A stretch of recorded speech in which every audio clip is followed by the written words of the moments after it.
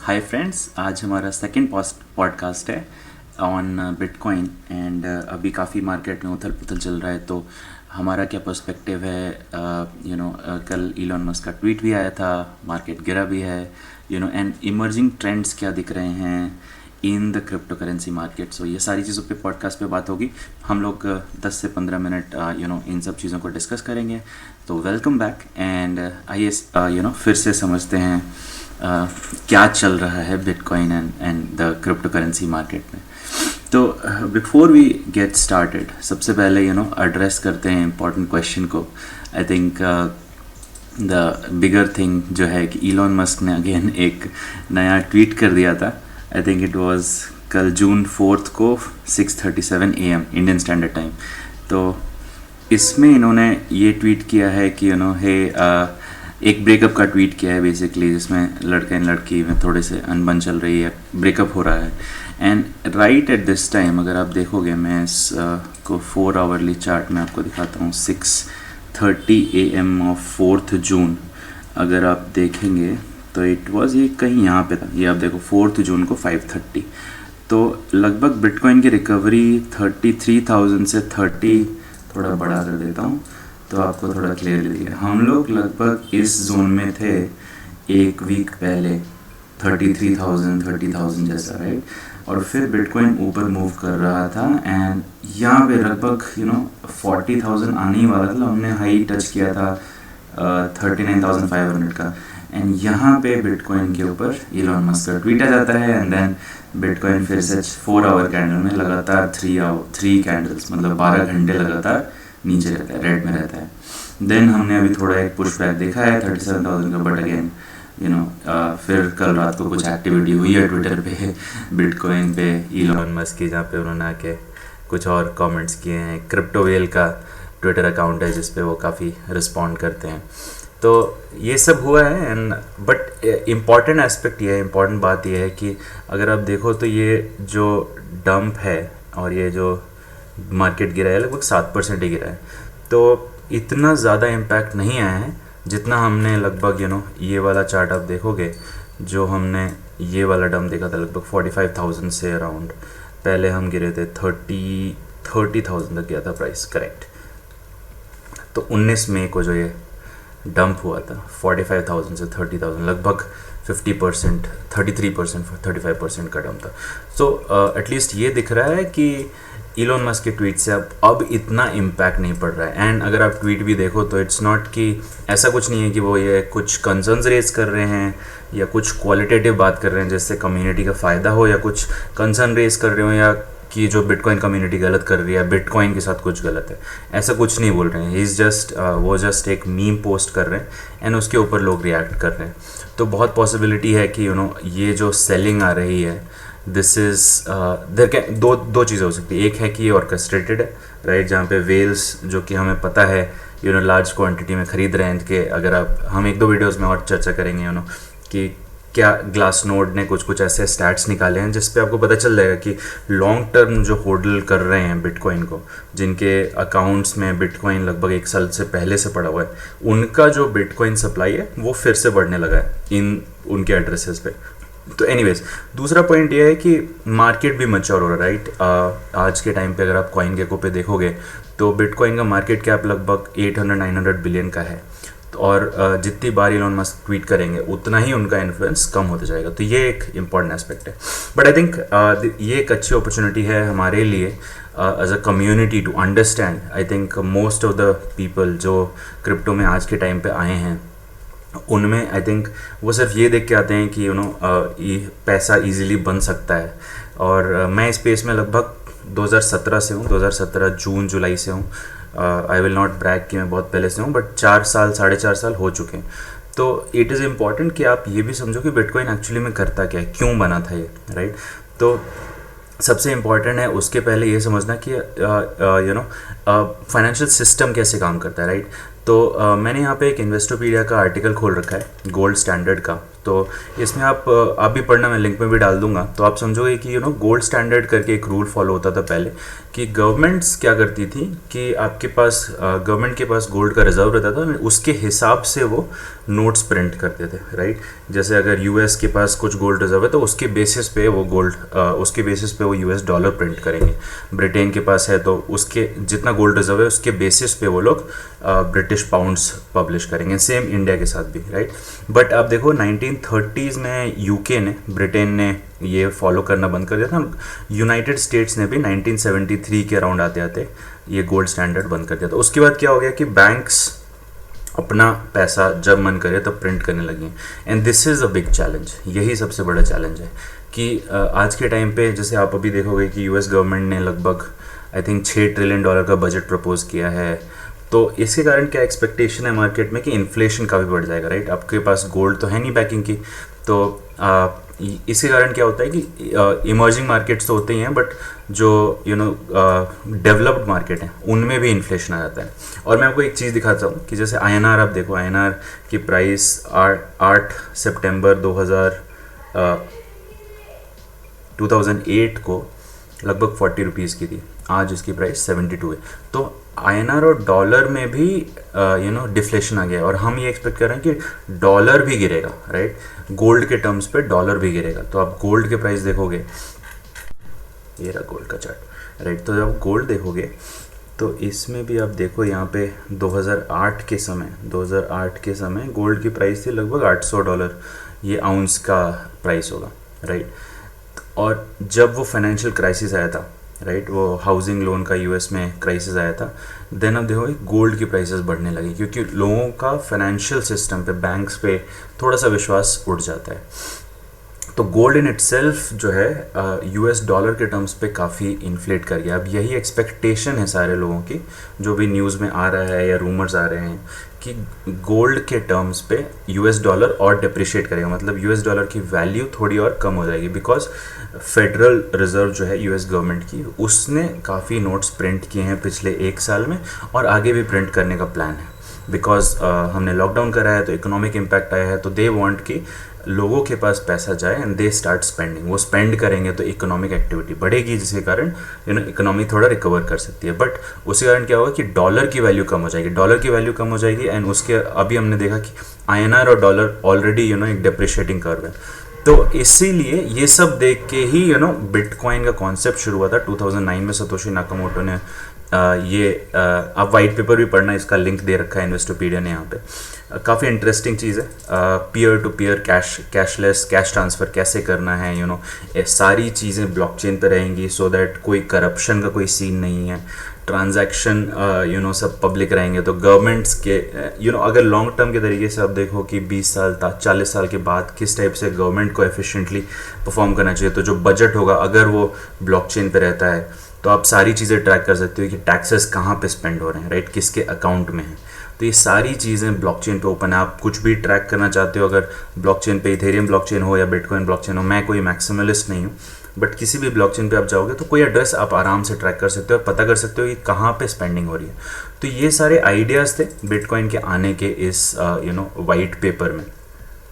तो अब लोग यही कहते हैं कि बिटकॉइन गोल्ड स्टैंडर्ड तो हट गया, अब लोगों का जो करंट नैरेटिव है बिटकॉइन का वो ये है कि bitcoin is gold 2.0, store of value है, राइट। तो गवर्नमेंट शुड हैव, और इसका लिमिटेड सप्लाई भी होता है, 21 मिलियन ही सप्लाई है बिटकॉइन का, राइट। सो ये सारी चीज़ें इसको as a store of value position करने में हेल्पफुल रहती हैं, एंड दैट इज़ वाई सबसे इंपॉर्टेंट एसेट बन जाता है ये क्रिप्टो करेंसीज में। सबसे पहले शुरू भी हुआ था 2009 में शुरू हुआ, इसने नियरली 4 बियर मार्केट्स देख लिए हैं। 2013 का देखा है, 15 में भी एक बड़ा ड्रॉप आया था, 17 में एक बड़ा ड्रॉप आया था, 17 से लेके ये जो लंबा 4 साल का 18 से जो 2020 तक लगभग चला है, और अभी भी हम कह सकते हैं टू अ सर्टन एक्सटेंट एक बियर मार्केट ही चल रहा है, राइट। तो इसने नियरली 4 मार्केट्स देख लिए हैं। वेरएज आप देखोगे कि 2018 में बहुत सारी करेंसीज आई थी जो कि आज एग्जिस्ट भी नहीं करते। तो बहुत ही इंपॉर्टेंट है बिटकॉइन को समझना। ये वाइट पेपर भी आप पढ़ना चाहो तो मैं इसका डिस्क्रिप्शन में लिंक दे दूँगा। ऑल्सो ये इन्वेस्टोपीडिया का यहाँ पे लिंक पड़ा हुआ है। तो ये इंपॉर्टेंस है बिटकॉइन का। अब बिटकॉइन को लोग गोल्ड से कंपेयर करते हैं। गोल्ड का मार्केट वैल्यूएशन लगभग $10 ट्रिलियन का है। $10 ट्रिलियन का मार्केट कैप है। बिटकॉइन लगभग 800 बिलियन पे है। $1 ट्रिलियन टच किया था, लेकिन 8 बिलियन या 700 बिलियन पे होगा अभी। तो इम्पॉर्टेंट एस्पेक्ट है कि इनका ऑब्जेक्टिव क्या है, राइट। बिटकॉइन का ऑब्जेक्टिव है गोल्ड को रिप्लेस करना as the global standard of currency, right. जिसमें उनका ऑब्जेक्टिव ये रहेगा कि हो सकता है आगे चल के गवर्नमेंट्स इसको बैक कर रहे हैं, हो सकता है लोग इसके ऊपर इतना ट्रस्ट कर लें, क्योंकि नेटवर्क इतना बड़ा हो चुका है ऑलरेडी, राइट। नोड्स का और ट्रांजैक्शन का बहुत सारी कंपनीज लेती हैं, तो जहाँ वैल्यू वही होती है जहाँ पे लोग ट्रस्ट करते हैं वैल्यू करने का, राइट। तो इसीलिए बिटकॉइन में इतना ज़्यादा वैल्यू है। और दूसरी पॉइंट ये थी कि बिटकॉइन अब आप देखो तो इलॉन मस्क के ट्वीट से भी कम ही रिएक्ट कर रहा है। तो ये दो इंपॉर्टेंट एस्पेक्ट्स है, बट रिगार्डलेस, राइट, हमने देखा है कि लगभग 2 वीक 3 वीक हो चुके हैं और ये बेयर मार्केट जैसे साइडवेज मूवमेंट है और इनफैक्ट डाउनफॉल भी है, राइट। अगर आप देखोगे तो ये पूरा डाउनफॉल का सीन चल रहा है लगभग 13 मई से भी पहले से, लगभग 12 मई से, राइट। तो हम नीचे ही जा रहे हैं। इनफैक्ट ऑल टाइम हाई भी बिटकॉइन ने लगभग अप्रैल में टच किया था, उसके बाद हमने नीचे ही, कभी हमने हायर हाई नहीं देखा है। तो बेयर मार्केट है। अब कैसे बेयर मार्केट में आप पैसे कमा सकते हो या अपने पैसे को कैसे सेफ रख सकते हो। तो थोड़ा सा और एक मिनट का टाइम लूँगा और दिखाऊंगा कि क्या रिस्क होता है क्रिप्टो मार्केट में।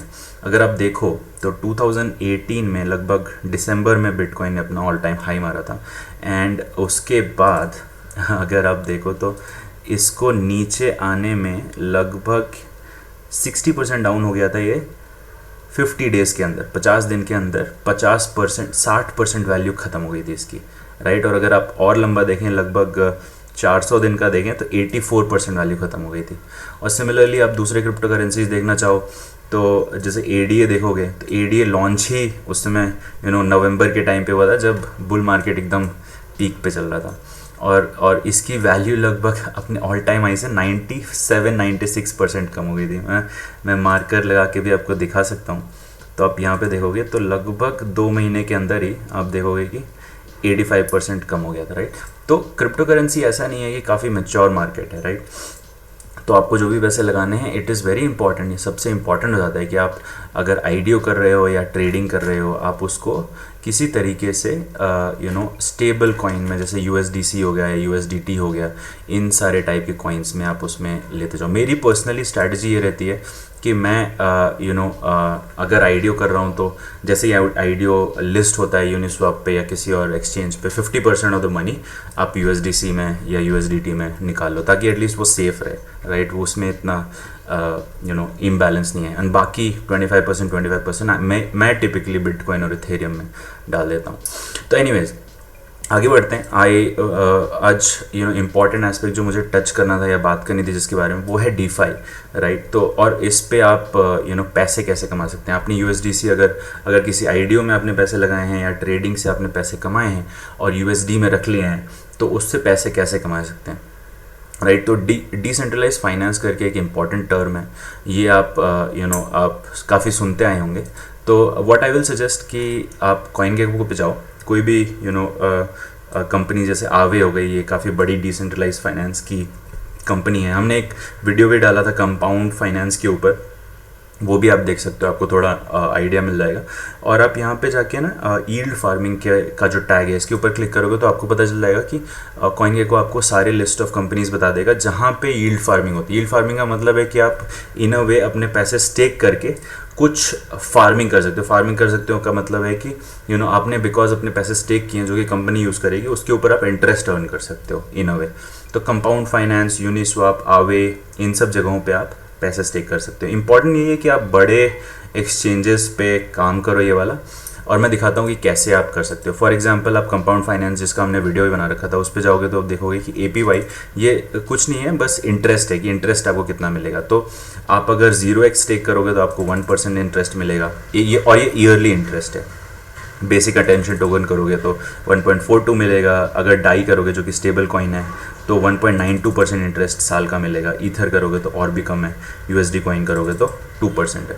तो ये इंटरेस्टिंग नहीं लग रहा है। तो राइट, तो हम एक और कंपनी जैसे कि आवे, जो कि आपने देखा होगा यहाँ पे सेकंड बिगेस्ट DeFi कंपनी है, तो आवे के वेब पेज पे आओगे आप, और किसी भी कंपनी के ऊपर पेज पे जाने के लिए आप हमेशा प्लीज़ CoinGecko ही यूज़ करो, CoinGecko पे जाओ, और ये लोग हमेशा सारे एट्रीब्यूट्स जैसे वेबसाइट हो गया, वाइट पेपर हो गया, इसका Etherscan पे एक्सप्लोरर का लिंक हो गया, राइट, रेडिट का, ट्विटर का, फेसबुक का, टेलीग्राम का, सारे ऑफिशियल चैनल्स यहीं से उठाना, क्योंकि बहुत सारे स्कैम्स चल रहे होते हैं। तो coming back to our point, आवे ने अभी क्या किया है रिसेंटली, पॉलीगॉन जो कि हमारे इंडियन कंपनी है, तो we should be very proud of that कि मैटिक बहुत ही अच्छा कर रहा है, अब उसको पॉलीगॉन बोलते हैं। तो anyways coming back to the point कि इन लोगों ने मैटिक की सपोर्ट भी ऐड कर दी है यहाँ पे, और आप देखोगे तो आपको दिखेगा कि डिपॉजिट पे आवे वर्जन 2 में इंटरेस्ट काफ़ी अच्छे मिल रहे हैं। तो आप देखो बाइनेंस USD जो है, BUSD जो कि स्टेबल कॉइन है,